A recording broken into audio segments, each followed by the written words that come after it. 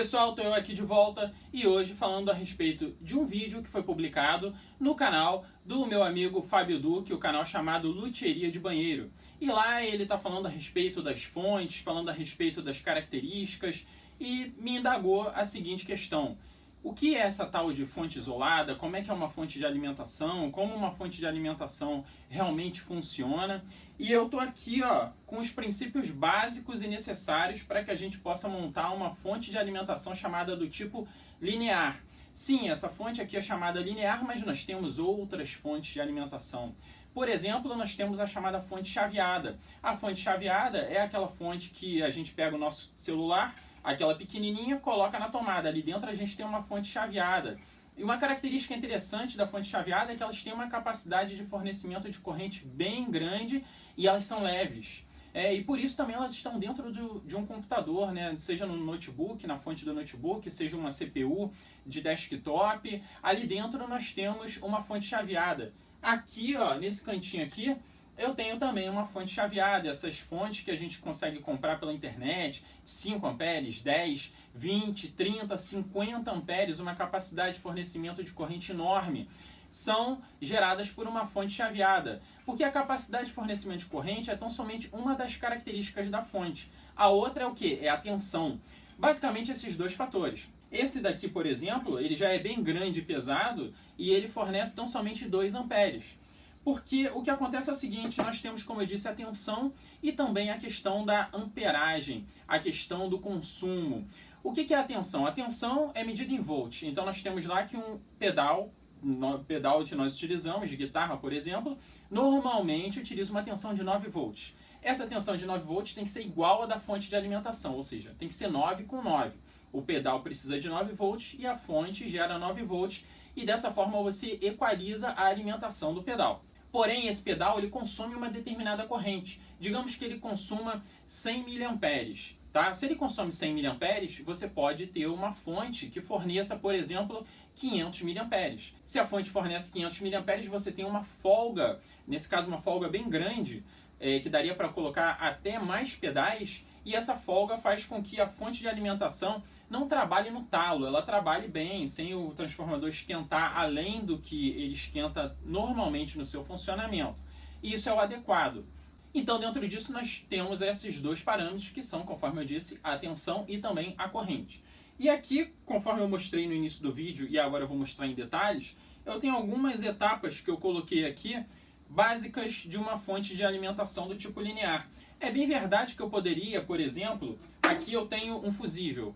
Em algumas fontes de qualidade menor, às vezes eu não tenho, já desmontei várias fontes que não tinham fusíveis, né? Não tinha fusível dentro dela. Então eu poderia, por exemplo, tirar fora aqui o fusível e ainda teria aqui uma fonte de alimentação linear.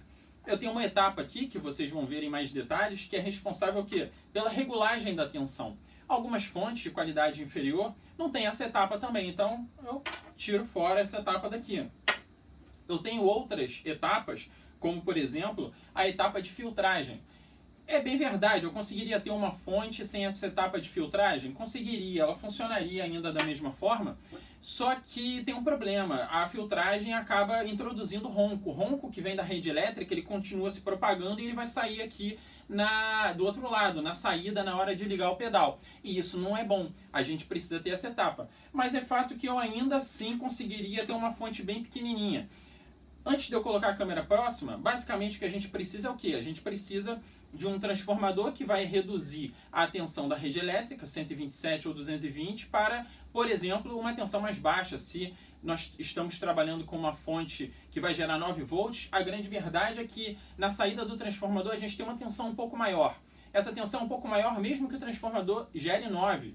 Porque a ideia é dar uma possibilidade de que você coloque outras coisas que vão reduzir um pouquinho essa tensão, como por exemplo uma etapa de regulagem, os diodos comem um pouquinho, cerca de 0,6 a 0,7 volts.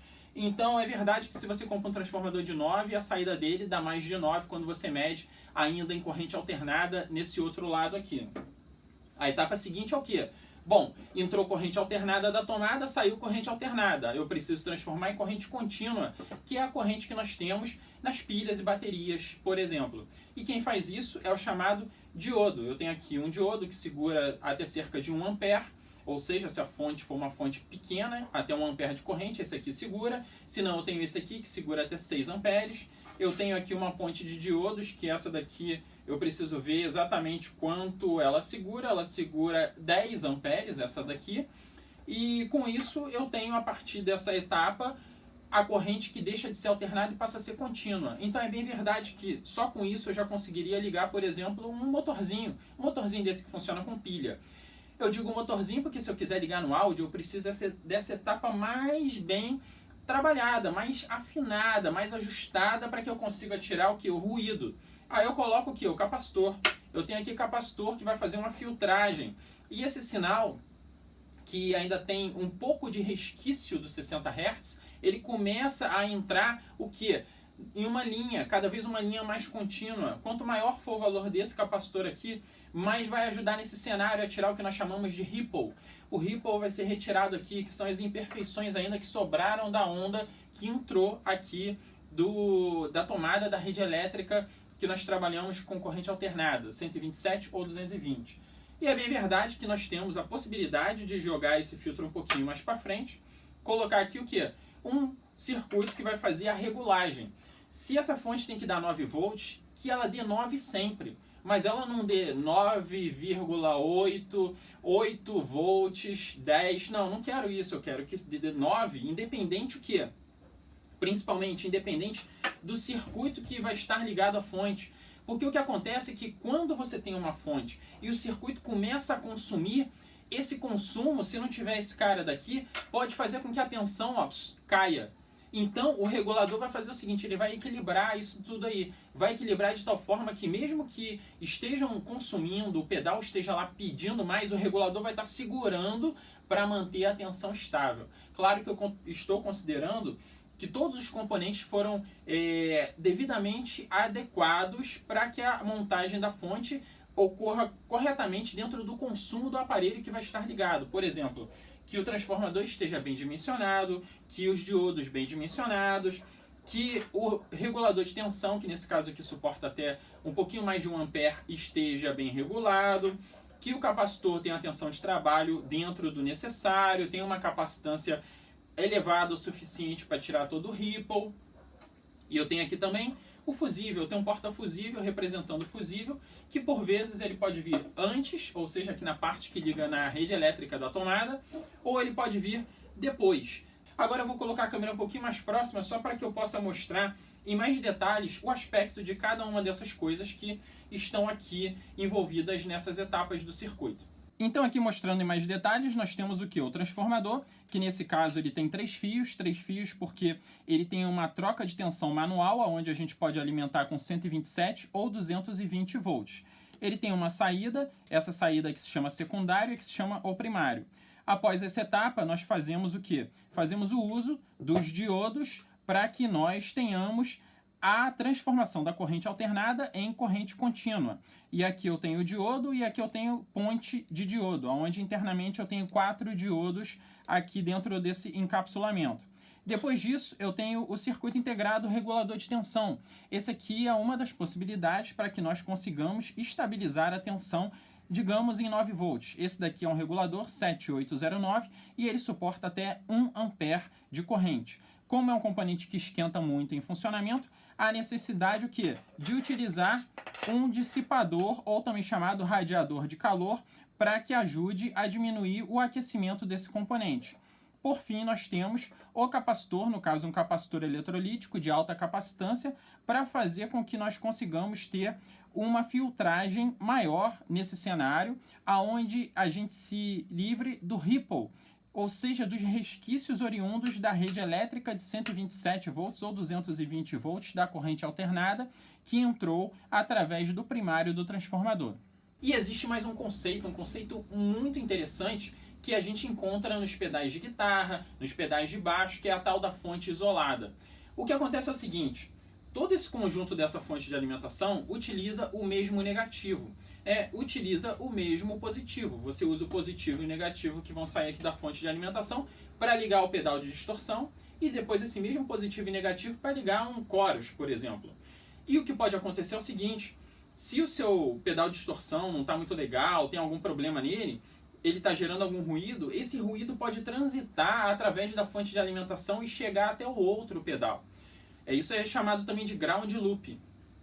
E dessa forma, existem alguns pedais específicos para essa área da música, onde é o chamado pedal isolado. Em essência é o seguinte: esse circuito aqui alimenta o pedal de distorção, e aí eu faço o quê? Um irmão gêmeo desse aqui, ó, boto um outro circuito desse aqui, e esse circuito vai alimentar o quê? Vai alimentar o chorus. E dessa forma eu tenho ele completamente isolado. A única coisa comum entre esse e esse é nessa etapa aqui, que é a etapa que está ligada ao quê? Na rede elétrica, a etapa que vai trazer a alimentação para o primeiro transformador e para o segundo transformador.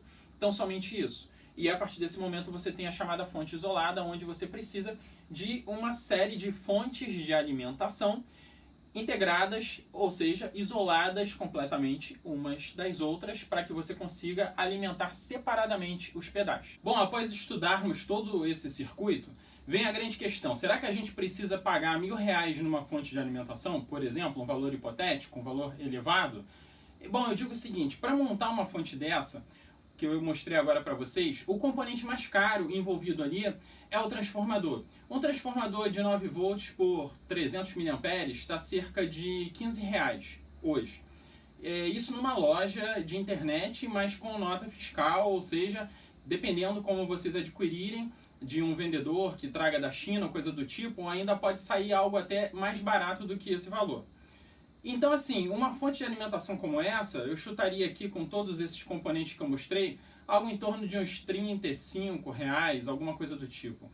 Isso para ter uma fonte que tem uma capacidade de fornecimento de corrente de 300 mA. Se você quiser montar duas fontes para manter isso isolado, você vai ter aí o dobro de gasto, sendo que você vai ter duas fontes completamente isoladas. Em uma delas você pode ligar dois pedais, que esses pedais estarão ligados juntamente, né? Pode ocorrer o ground loop, tem que analisar direitinho os pedais que você está ligando, se um não está dando ruído no outro. E na outra fonte isolada dessa, você pode ligar mais um outro pedal, ou mais dois, ou até montar mais fontes, como essa daqui que eu mostrei. E dessa forma, você vai ter uma série de fontes de alimentação isoladas, e com isso cada uma delas pode estar alimentando um respectivo pedal. Mais pra frente, eu e Fábio, a gente pretende trazer um vídeo mais prático, mostrando a questão da fonte de alimentação na prática mesmo, a montagem, o que tem. Eu falei das etapas aqui, mas detalhar mais a respeito dessas etapas e realizar a montagem de uma fonte de alimentação. Esse era o recado que eu tinha para passar. Fábio, obrigado aí pela oportunidade. E curtam o canal, se inscrevam e a gente se vê aí no próximo vídeo, tá? Um abraço para vocês todos e até lá. Falou, tchau, tchau!